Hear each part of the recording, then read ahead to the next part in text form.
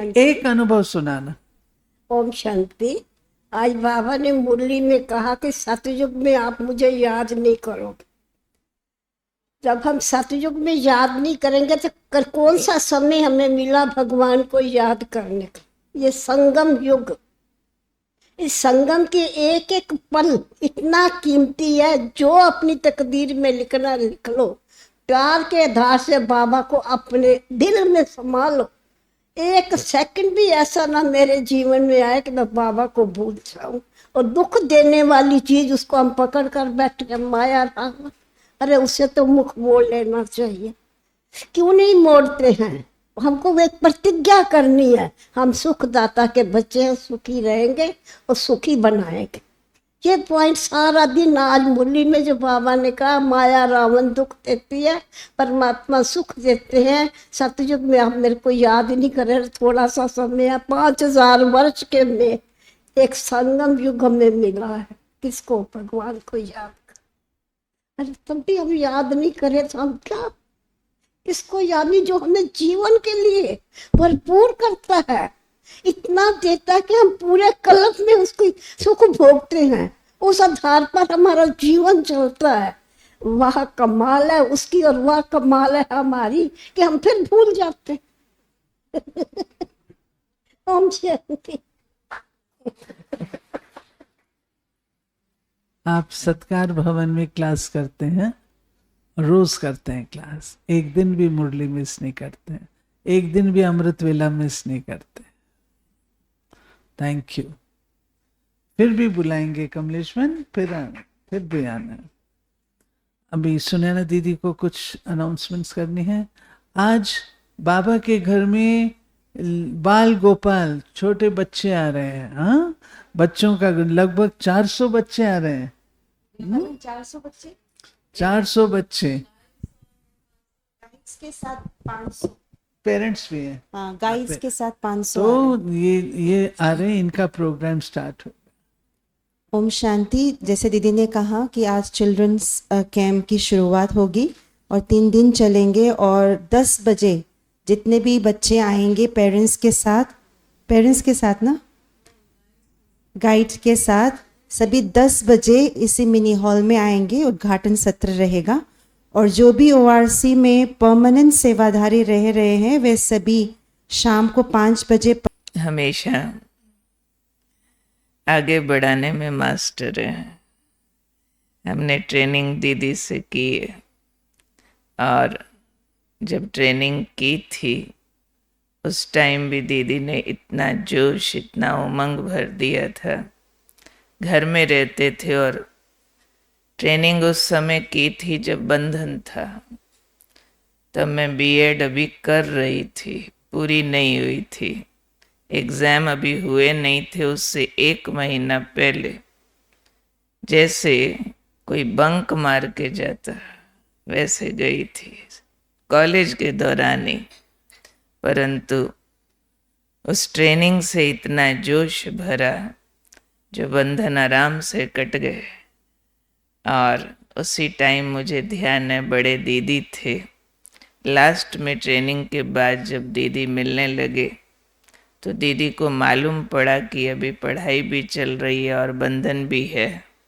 पर उसी टाइम दीदी ने कह दिया था कि वो डिग्रियां हैं, पूरी हो गई, बस अब बाबा की सेवा में लग जाएगी। और थोड़े समय बाद वो स्वरूप प्रैक्टिकल में आ गया। भले अभी कुमारियों की ट्रेनिंग हम कराते हैं, पर कदम कदम पर याद रहता है दीदी ने क्या सिखाया था। हमें याद है दीदी पांडव भवन में वो आपने पहली ट्रेनिंग कराई थी। हम 70 कुमारियाँ थी। दीदी दोपहर में न सोते थे न सोने देते थे। और हमने सारा ओम शांति भवन लटक लटक के भी साफ किया था। सेवा, स्थूल सेवा भी पूरी करानी है। रोज भंडारे में रोटी बनाने भी जाते थे। उतना काम करने की आदत तो घरों में नहीं होती है। हाथों में छाले पड़ गए, रोटियां पलट पलट के। क्लासें भी सारा दिन करनी है, रेस्ट का कोई मतलब नहीं है। उसमें भाषण भी करना और टॉपिक भी लिखने। जब कंक्लूड हुई ट्रेनिंग, उसमें रोज मिलता था और रोज चेक होता था, और मेरे उसमें सबसे ज्यादा मार्क्स आए थे, क्योंकि मैं एक पेज कहते थे 2-3 लिखती थी। और लास्ट में स्किट हुआ, अभी फाइल खुल रही है ना सारी, ये अनुभव कहीं नहीं सुनाए होंगे। तो हमको कहा आपको एक स्किट तैयार करना। ठीक है, हम 3 बहनों ने स्किट तैयार किया, और उस स्किट में मेरा डायलॉग आया कि देखना रोटियां सेक सेक के तो मेरे हाथों में छाले पड़ गए हैं यहाँ, और मेरे हाथों में सच में छाले पड़े हुए थे। और पर उसके बाद कहने का मतलब है कि हड्डियां भी सफल करनी है और मन को भी एकाग्र करना है। सुबह अमृत वेला भी एकदम जलती आंखों से योग करना। दीदी सामने बैठ जाते थे योग कराने, और मैं नंबर 1 बैठती थी, तो लगातार आंखें खोल के कैसे योग किया जाता है। बहुत अच्छी एकाग्रता का उसी टाइम से हमको वरदान मिला, और उसी टाइम पर हमारा 70 कुमारियाँ थी, थोड़ी सी थी पांडव भवन में, तो कन्या पूजन किया गया स्पेशल। नीचे संगम भवन पे दीदी हमको लेके गए, तो हमें ध्यान है वहाँ कोई दीदी थी, उनका नाम तो याद नहीं है, सब कन्याओं के चरण धोए गए बकायदा। हालांकि भक्ति मार्ग पूरा हो गया, चरण धो के अंदर लेकर के गए, और विधिवत जैसे कंजक बिठाते हैं, तो वो वाला पार्ट भी बहुत सुंदर था। और सारी क्लासेस दादियाँ कराते थे, सारी दादियाँ वो 70 कुमारियों की सेवा पर उपस्थित थी, और दीदी सारा उसको कोऑर्डिनेट करते थे। और पूरा कोर्स 7 दिन का दीदी ने हमको डिक्टेट कराया, डायरियों में लिखवाया, एक एक अक्षर बोलते थे हम लिखते थे, बोलते थे हम लिखते थे। ऐसी ट्रेनिंग आजकल तो कोई करा नहीं सकता है, कि हो ही नहीं सकती दीदी। ना करने वाले हैं ना कराने वाले हैं, जो इतना स्थूल भी साथ में करवाएं, इतना पढ़ाई लिखाई भी कराएं, इतना सूक्ष्म तपस्या भी कराएं।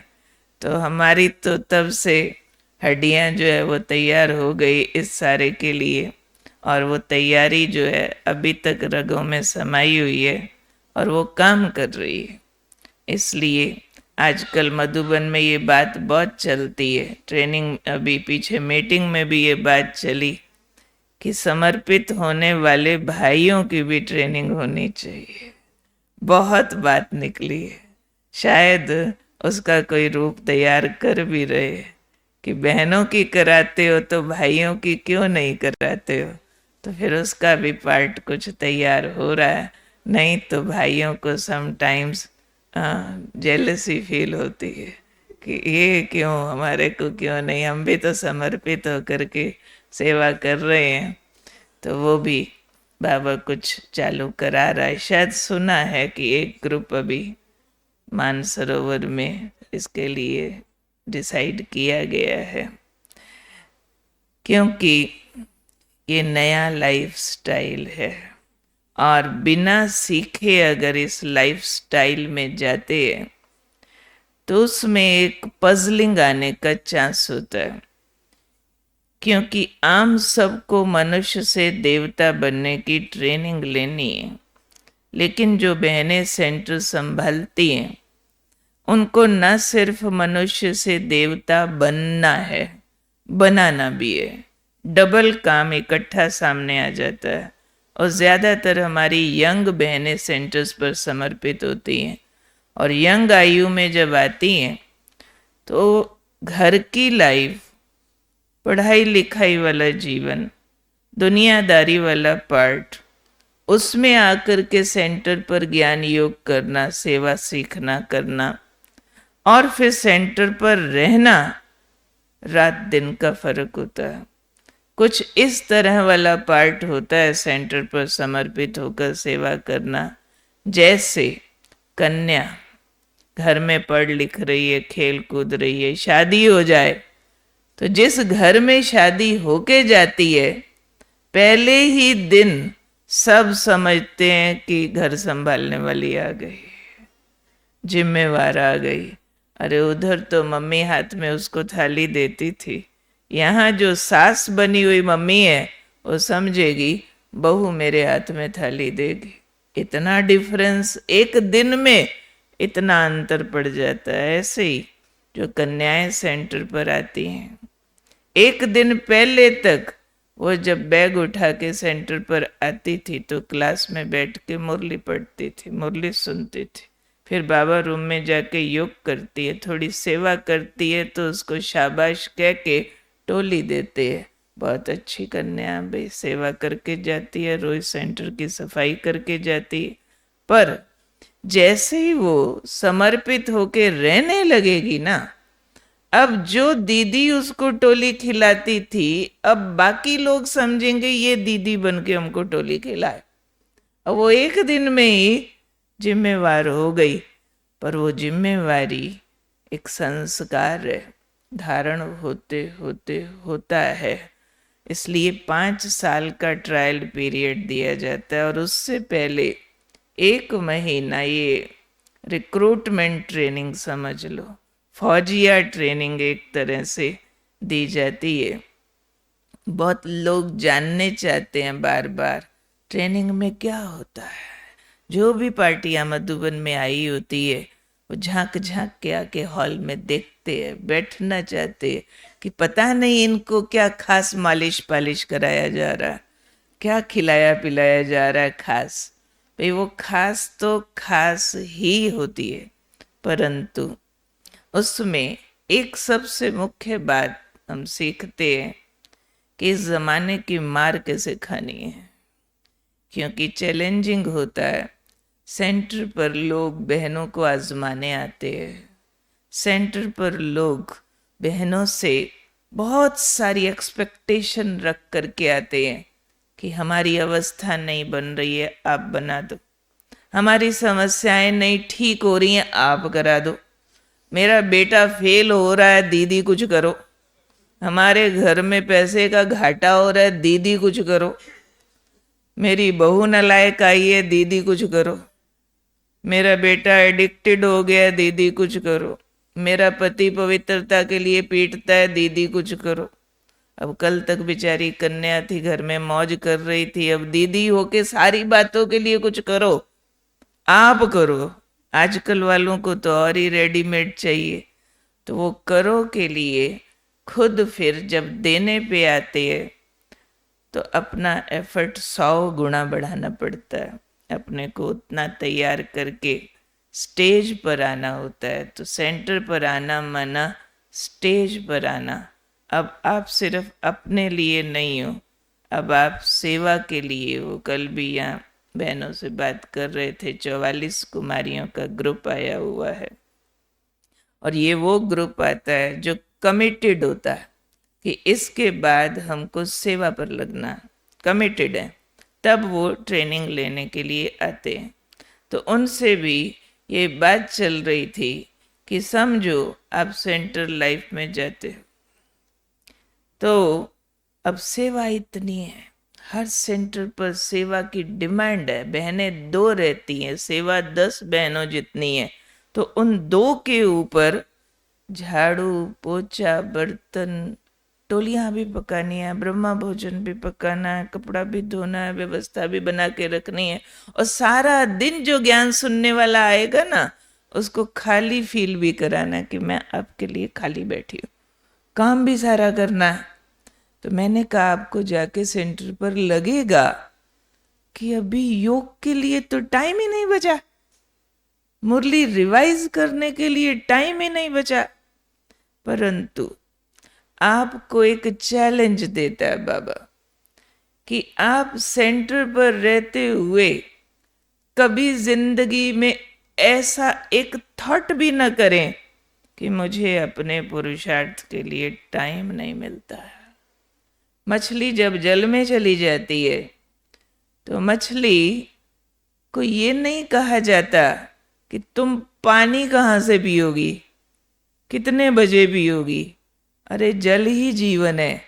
तो अभी हम उस साजन के साथ शादी कर रहे हैं, तो साजन के साथ शादी हो गई, साजन के घर चले गए, साजन के लिए काम कर रहे हैं, तो कब उसको देखेंगे, कब उससे बोलेंगे, कब उससे बात कर, अरे सारा काम ही उसके साथ कर रहे हैं। तो इसलिए सेवा को योग बनाना है।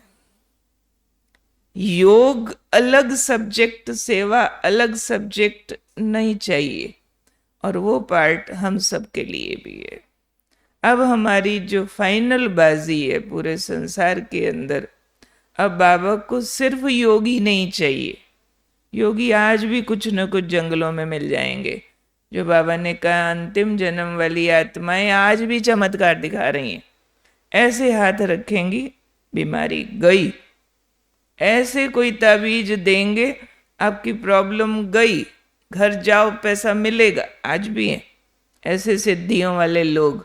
परंतु अब केवल योगी नहीं चाहिए, जंगलों में भी मिल जाएंगे।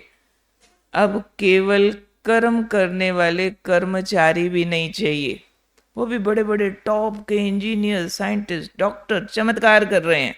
उधर भी चमत्कार कर रहे हैं, उधर भी कर रहे हैं, फिर भी संसार विनाश की तरफ जा रहा है, पाप बढ़ रहा है। अब कर्म योगी चाहिए, न कर्मचारी चाहिए, न अकेला सन्यासी चाहिए। अब दोनों का इकट्ठा राज ऋषि चाहिए, कर्म योगी चाहिए, जो हमारा कर्म योग बन जाए। कमलेश जी ने कितना अच्छा सुनाया अभी कि अभी भी अगर सांसों सांस बाबा को याद नहीं करेंगे तो कब करेंगे। परंतु ये थोड़ी सी पजल गेम है, पेचीदी बात जरूर है, क्योंकि मन बुद्धि है ना, इसको बिखरने की आदत है। जब भी आप कोई कर्म करने लगोगे, ये कर्म में घुस जाता है, और कर्म में घुसकर उसका प्लस माइनस जैसे ही करने लगेगा तो कर्म स्थूल है।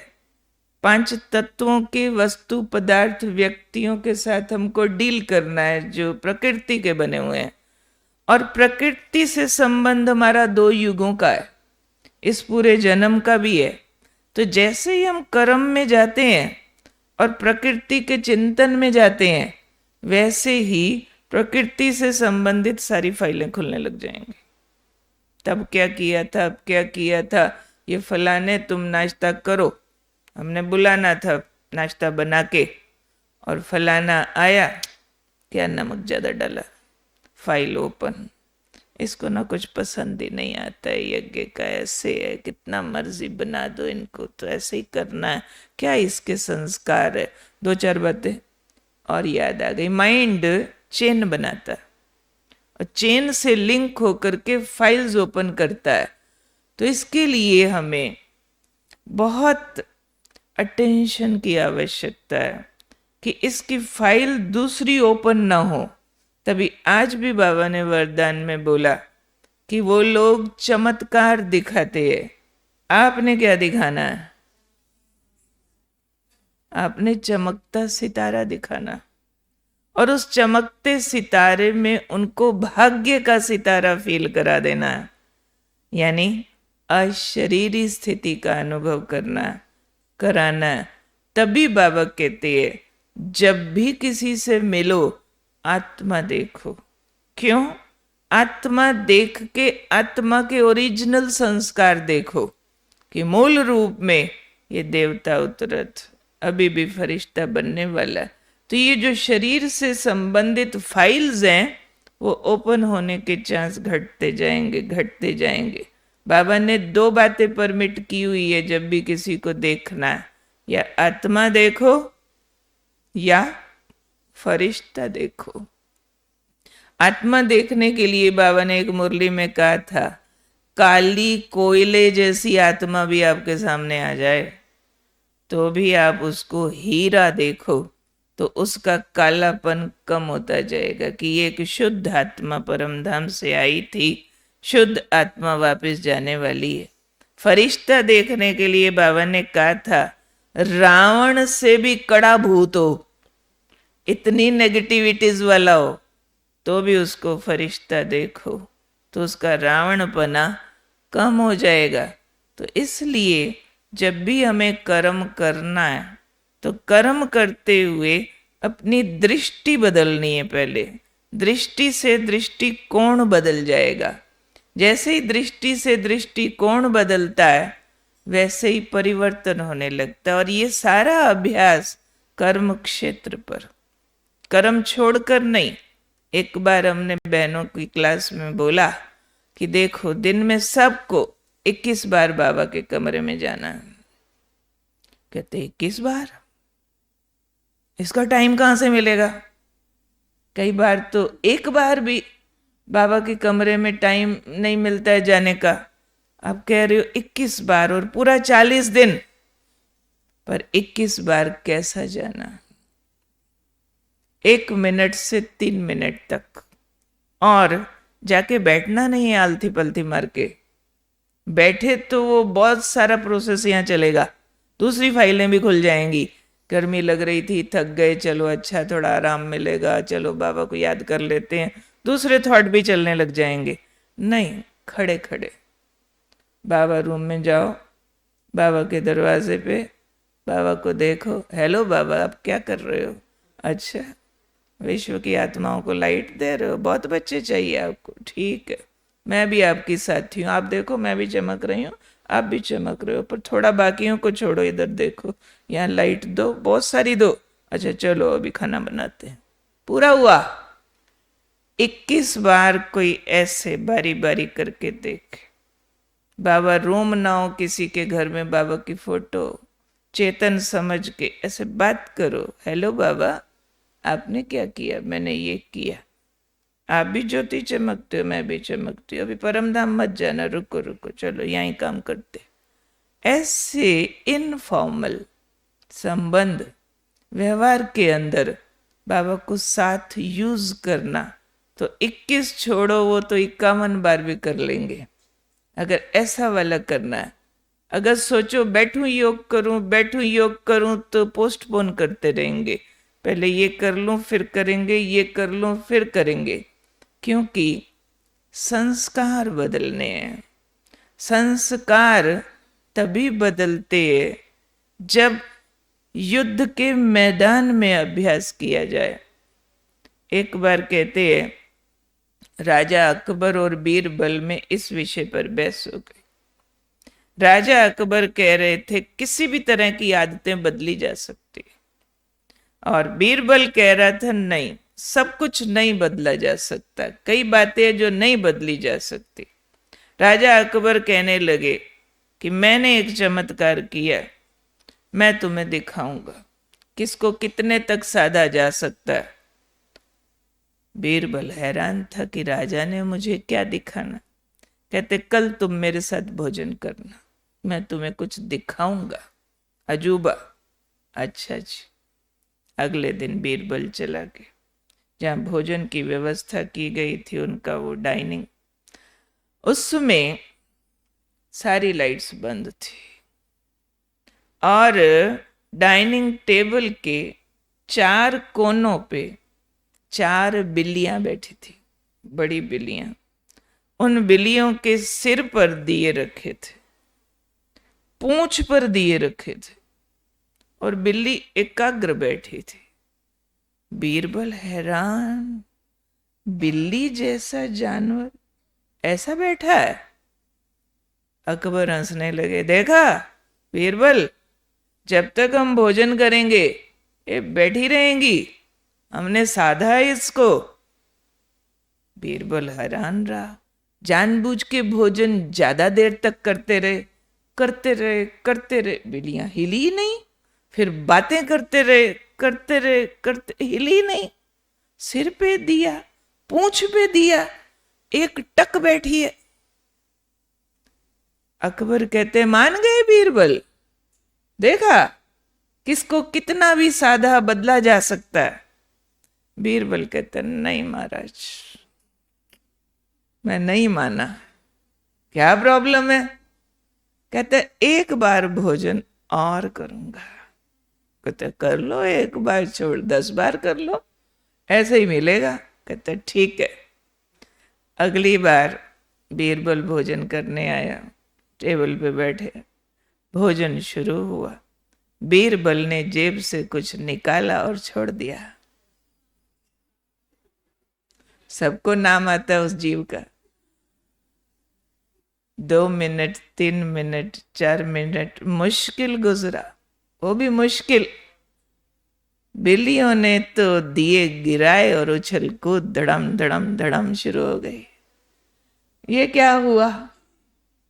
क्या हुआ कि बिल्ली को ट्रेनिंग मिली थी कि जब तक भोजन चले तुमको एकाग्र बैठना है, दिया सिर पे लेके बैठना है।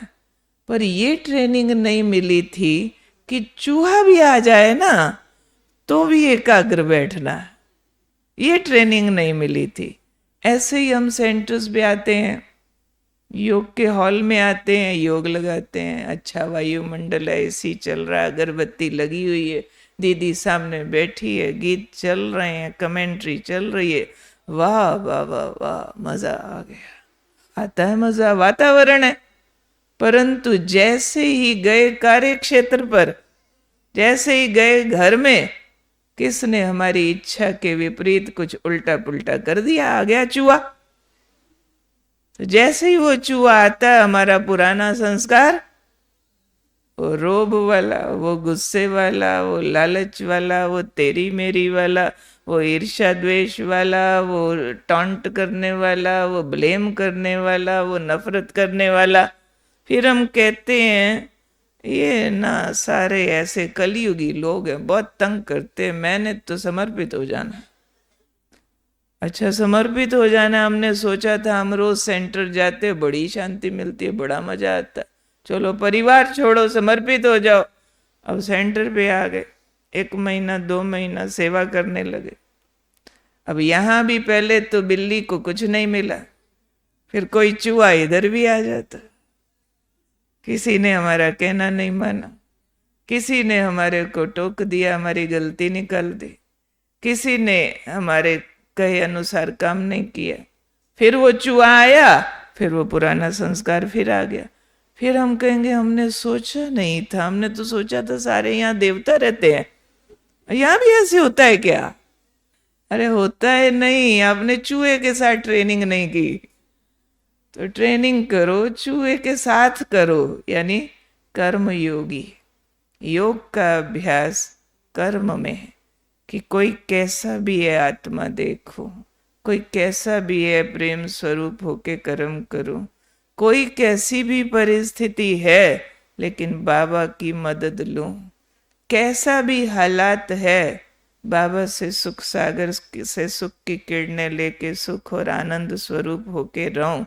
तो ऐसे कर्म योगियों की अभी विश्व परिवर्तन के लिए बाबा को और संसार को जरूरत है। तो हमको जल्दी जल्दी तैयार हो जाना है। ओम शांति।